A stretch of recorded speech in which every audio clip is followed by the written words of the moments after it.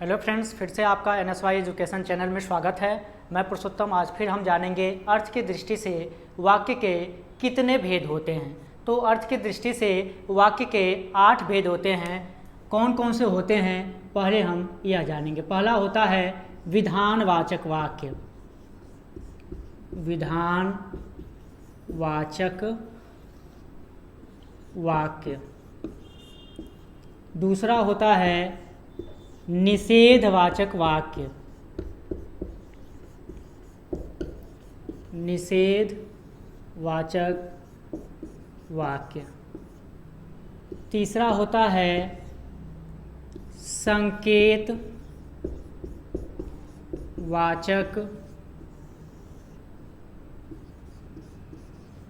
वाक्य। चौथा है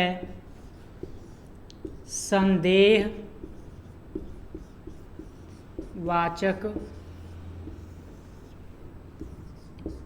वाक्य। पांचवा है प्रश्नवाचक वाक्य।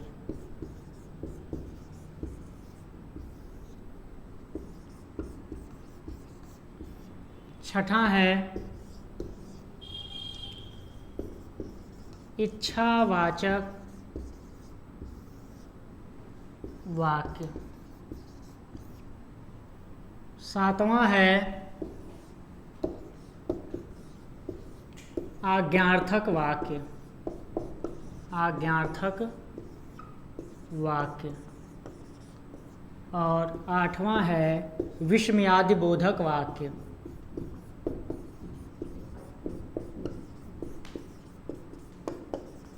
विस्मयादिबोधक वाक्य।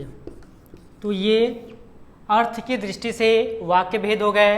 पहला विधानवाचक वाक्य, दूसरा निषेधवाचक वाक्य, तीसरा संकेतवाचक वाक्य, चौथा संदेहवाचक वाक्य, पांचवा प्रश्नवाचक वाक्य, छठा इच्छावाचक वाक्य, सातवां आज्ञार्थक वाक्य, आठवां होता है विस्मयादिबोधक वाक्य। अब हम जानेंगे सबसे पहले विधानवाचक वाक्य किसे कहते हैं। परिभाषा। विधानवाचक वाक्य की परिभाषा। जिस विधानवाचक वाक्य की परिभाषा हो जाएगा जिस वाक्य में एक ही क्रिया होती है, एक ही एक्टिविटी होती है, उसे विधानवाचक वाक्य कहते हैं। अगेन आई एम रिपीटिंग, जिस वाक्य में एक ही एक्टिविटी होती है, एक ही क्रिया होती है, उसे क्या कहते हैं? उसे विधानवाचक वाक्य कहते हैं। फॉर द एग्जाम्पल, उदाहरण क्या हो जाएगा विधानवाचक वाक्य का? राम घर जाता है। यह अर्थ की दृष्टि से वाक्य का कौन सा भेद होगा? यह अर्थ की दृष्टि से वाक्य का विधानवाचक वाक्य होगा। क्यों? क्योंकि क्या हो रहा है, इसमें एक ही एक्टिविटी हो रही है, एक ही क्रिया हो रही है। वह कौन सी क्रिया हो रही है? घर जाने का। इसलिए इसमें क्या हो जाएगा? विधानवाचक वाक्य हो जाएगा। दूसरा होता है निषेधवाचक वाक्य।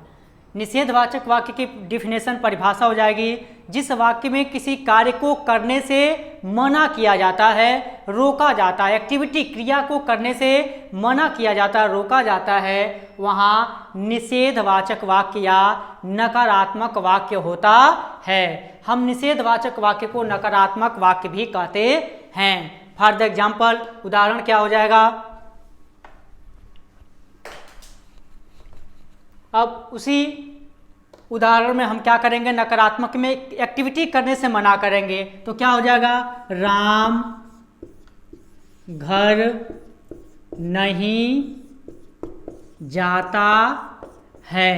अर्थात इस वाक्य में क्या किया जा रहा है? एक्टिविटी को करने से मना किया जा रहा है। अर्थात इस वाक्य में कोई एक्टिविटी नहीं हो रही है, एक्टिविटी करने से रोका जा रहा है, क्रिया करने से मना किया जा रहा है। इसलिए इसमें क्या हो जाएगा? निषेधवाचक वाक्य हो जाएगा। ऐसे अगला उदाहरण, फूल फूल मत तोड़ो। फूल मत तोड़ो। इसमें क्या किया जा रहा है, इसमें फूल को तोड़ने से मना किया जा रहा है, यानी एक्टिविटी क्रिया करने से रोका जा रहा है, इसलिए इसमें क्या हो जाएगा, निषेधवाचक वाक्य हो जाएगा। ठीक है। तीसरा होता है संकेतवाचक वाक्य। तीसरा होता है संकेतवाचक वाक्य। तो हम जानेंगे संकेतवाचक वाक्य किसे कहते हैं। संकेतवाचक वाक्य की परिभाषा हो जाएगी, जहां वाक्य में क्या होता है, संदेह होता है, संकेत होता है, यानी एक क्रिया का होना दूसरी क्रिया के होने पे डिपेंड करता है, उसे क्या कहते हैं, संकेतवाचक वाक्य कहते हैं। फॉर एग्जाम्पल, उदाहरण क्या हो जाएगा, यदि वर्षा होगी, यदि वर्षा होगी तो फसल अच्छी होगी। यदि वर्षा होगी तो फसल अच्छी होगी। इस उदाहरण को ध्यान से देखिए, क्या होता है, संकेतवाचक में वाक्य में एक क्रिया का होना दूसरे क्रिया के होने पे डिपेंड, निर्भर करता है, वहाँ संकेतवाचक वाक्य होता है। उदाहरण देखिए, यदि वर्षा होगी तो फसल अच्छी होगी। फसल का अच्छा होना किस पे डिपेंड करता है, वर्षा के ऊपर डिपेंड करता है, इसलिए यहाँ क्या हो जाएगा, संकेतवाचक वाक्य होगा। ठीक है। अगला है संदेहवाचक वाक्य। अगला है संदेहवाचक वाक्य। अब संदेहवाचक वाक्य की परिभाषा क्या हो जाएगी, जिस वाक्य में क्या होता है, संदेह होता है, संशय होता है, दुविधा होता है, जहां पे वहां क्या होता है, संदेहवाचक वाक्य होता है, यानी किसी कार्य को करने के लिए कंफर्म नहीं होता है। जहां दुविधा होता है, शक होता है, संदेह होता है, वहां संदेहवाचक वाक्य होता है। जैसे उदाहरण देखिए, शायद मैं कल विद्यालय, शायद मैं कल विद्यालय न आऊं। शायद मैं कल विद्यालय न आऊं, यह क्या है, क्लियर नहीं है, संदेह है कि मैं विद्यालय नहीं आऊं, इसलिए क्या हो जाएगा, संदेहवाचक वाक्य। ऐसे शायद आज रात में वर्षा होगी। शायद आज रात में वर्षा, ये होगी, कंफर्म नहीं है कि वर्षा होगी, यानी एक्टिविटी नहीं होगी, कोई कंप्लीट इसका क्या है, इंफॉर्मेशन नहीं, अर्थात का क्या है, यहाँ पे संदेह है, बिल्कुल क्लियर नहीं है, वहाँ क्या हो जाएगा, संदेहवाचक वाक्य हो जाएगा। अगला है प्रश्नवाचक वाक्य। प्रश्नवाचक वाक्य, इसकी परिभाषा क्या हो जाएगी, जिस वाक्य में प्रश्न पूछने का कार्य किया जाता है, प्रश्न पूछने का कार्य किया जाता है, उसे प्रश्नवाचक वाक्य कहते हैं। उदाहरण इसका प्रश्नवाचक वाक्य का,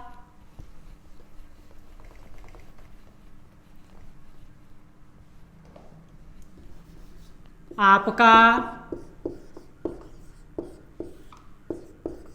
क्या नाम है।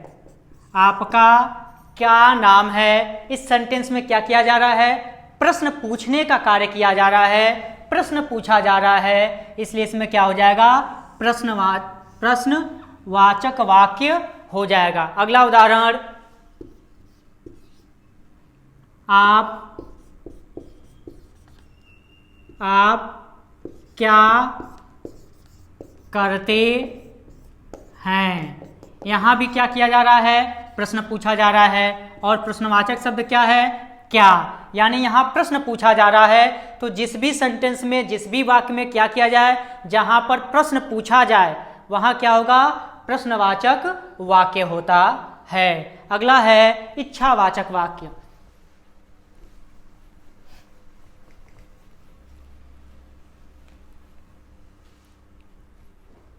अगला है इच्छावाचक वाक्य। इसकी परिभाषा क्या होती है, जिस वाक्य में क्या होता है, अपने मन के उद्गार को व्यक्त किया जाता है, अपने मन के उद्गार को व्यक्त किया जाता है उसे इच्छावाचक वाक्य कहते हैं। जैसे उदाहरण क्या हो जाएगा इच्छावाचक वाक्य का,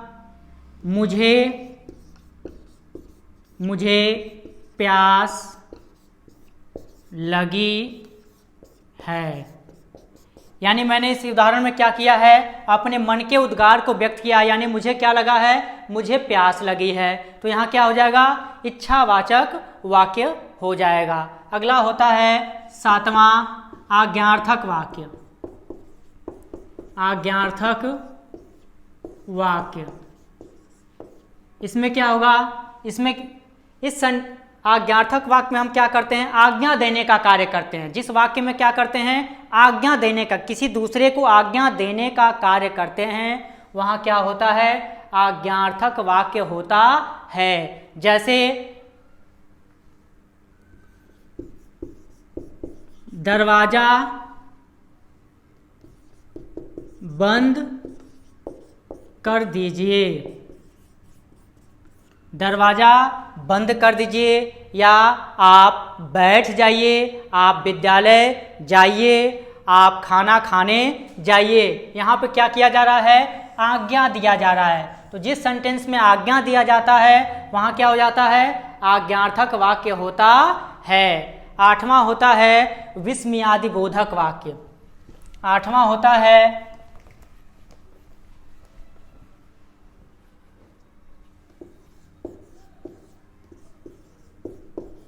विस्मयादि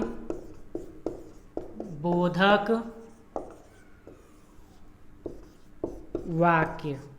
इसकी परिभाषा क्या हो जाएगी, इसकी परिभाषा हो जाएगी, जिस भी सेंटेंस में, जिस भी वाक्य में अपने मन के उद्गार जैसे हर्ष, शोक, घृणा, पाप इत्यादि को हम क्या करते हैं, व्यक्त करते हैं, वह क्या कहलाता है, वह विस्मयादि बोधक वाक्य कहलाता है। जैसे फॉर द एग्जाम्पल, उदाहरण क्या हो जाएगा इसका, उदाहरण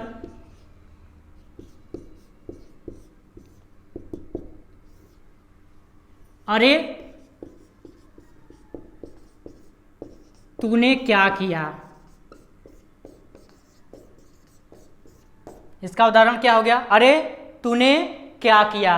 अर्थात इसमें क्या हो रहा है, आश्चर्य प्रकट किया जा रहा है। इसमें क्या किया जा रहा है, आश्चर्य प्रकट किया जा रहा है। इसलिए यह वाक्य का कौन सा भेद हो जाएगा, विस्मयादि बोधक वाक्य हो जाएगा। ऐसे अगला उदाहरण इसका,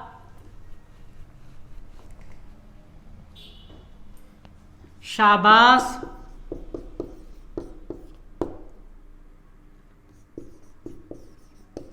विजयी भव। अर्थात यहाँ पर क्या दिया जा रहा है, शाबाशी दिया जा रहा है, आपकी विजय होने की कामना की जा रही है। फिर अगला उदाहरण जैसे छी तूने यह क्या कर दिया। यहाँ पर क्या व्यक्त किया जा रहा है, यहाँ पर घृणा व्यक्त किया जा रहा है। इसलिए यहाँ पर क्या हो जाएगा, विस्मयादि बोधक वाक्य हो जाएगा। तो इस प्रकार हम लोगों ने आज पढ़ा अर्थ की दृष्टि से वाक्य भेद। हमने उसके भेद जाने, उदाहरण जाने और यह जाना कि उनको कैसे हम पहचानते हैं कि अर्थ की दृष्टि से उसमें कौन सा भेद होता है। Okay, thank you. अगला उदाहरण, अगला टॉपिक अगले